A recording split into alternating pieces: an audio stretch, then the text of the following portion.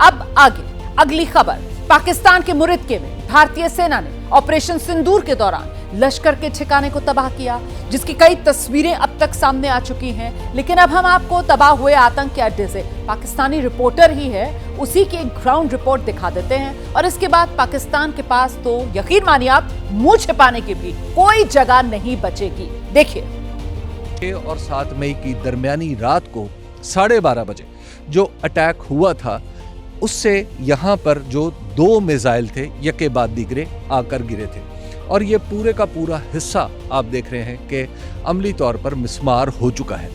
इसके इर्द गिर्द भी इमारतें हैं, लेकिन इसी इमारत को पहले निशाना बनाया गया। ये 2 मंजिला था, और 2 मंजिला हिस्से का आप देख रहे हैं कि जो ऊपर वाली मंजिल थी वो मुकम्मल तौर पर बैठ गई है, उसके पिलर्स गिर गए हैं, और वो छत भी आपको दिखाई दे रही है कि किस तरह एक कर्व की सूरत में झुकी हुई है। इमारत बहुत ही मखदूश हो चुकी है। ये जो एडमिन ब्लॉक की है, इसके करीब जाना ख़तरे से खाली नहीं है, और यहाँ पर फ़िज़ा में बारूद की बू फैली हुई है। बाकायदा तौर पर आप जब यहाँ पे आते हैं तो आपको पता चलता है कि बारूद यहाँ पर चला है। ये बिल्डिंग आप ज़रा देखिए, ये ऊपर वाली छत मुकम्मल तौर पर गिर चुकी है, काबिल इस्तेमाल ये इमारत नहीं रही।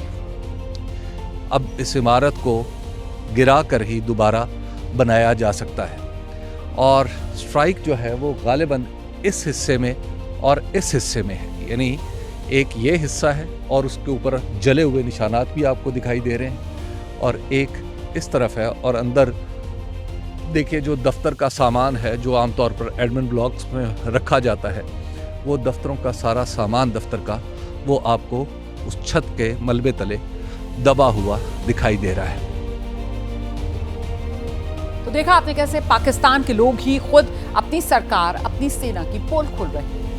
देश के रक्षा मंत्री राजनाथ सिंह आज भुज एयरबेस पहुंचे, जहां उन्होंने ऑपरेशन सिंदूर का जिक्र करते हुए बताया कि कैसे ब्रह्मोस ने पाकिस्तान को रात के अंधेरे में दिन का उजाला दिखा दिया। राजनाथ सिंह ने कहा कि ब्रह्मोस मिसाइल की ताकत को पाकिस्तान ने स्वीकार कर लिया है, और साथ ही रक्षा मंत्री ने DRDO के बनाए आकाश और अन्य रडार सिस्टम्स की भी जमकर तारीफ की।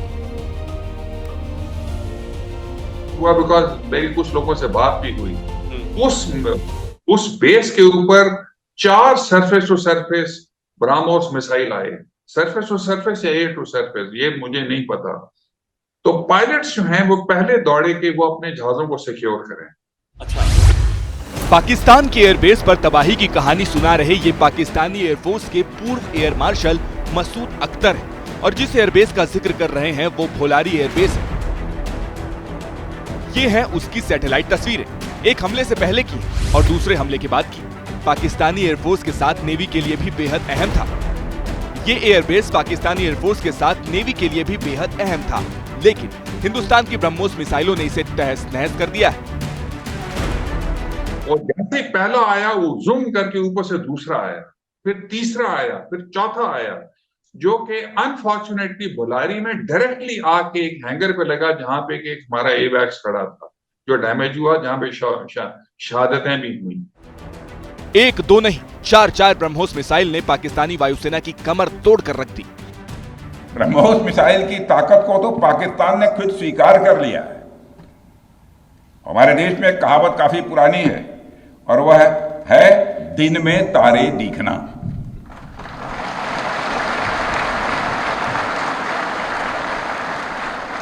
मगर भारत में बनी ब्रह्मोस मिसाइल ने पाकिस्तान को रात के अंधेरे में दिन का उजाला दिखा दिया है।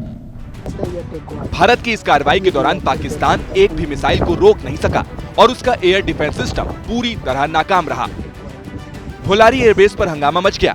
9-10 मई की दरमियानी रात को भारत की इस ऐतिहासिक कार्रवाई से पाकिस्तान सहम गया था। भारतीय वायुसेना के लिए सिर्फ 23 मिनट यह काफी थे पाकिस्तान की सरजमी पर पल रहे आतंक के अजगर को कुचलने के लिए, और वह आपने करके दिखाया। और मैं ये कहूं तो यह कहना गलत नहीं होगा, जितनी देर में लोग नाश्ता पानी निपटाते हैं उतनी देर में आपने दुश्मनों को निपटा दिया।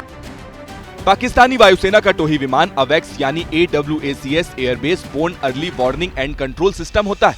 ये आसमान में फाइटर जेट और दूसरे विमानों के लिए कमांड एंड कंट्रोल सेंटर होता है। इसीलिए पाकिस्तान के पूर्व एयर मार्शल ने कहा कि पाकिस्तान ने अपना ज्वेल पीस खो दिया है।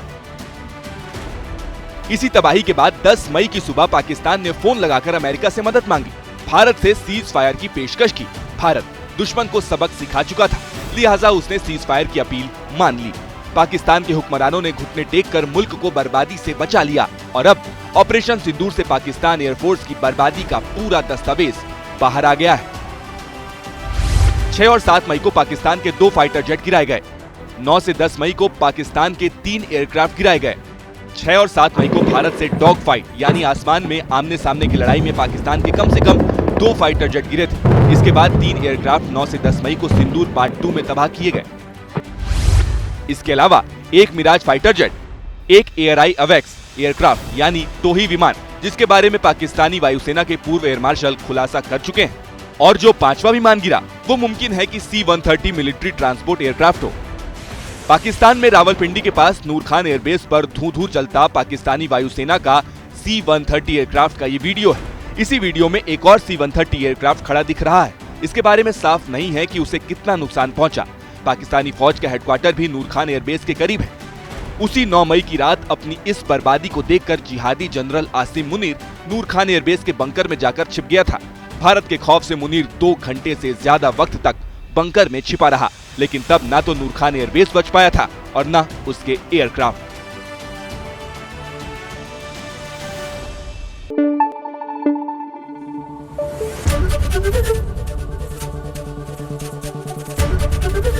एबीपी न्यूज आपको रखे आगे।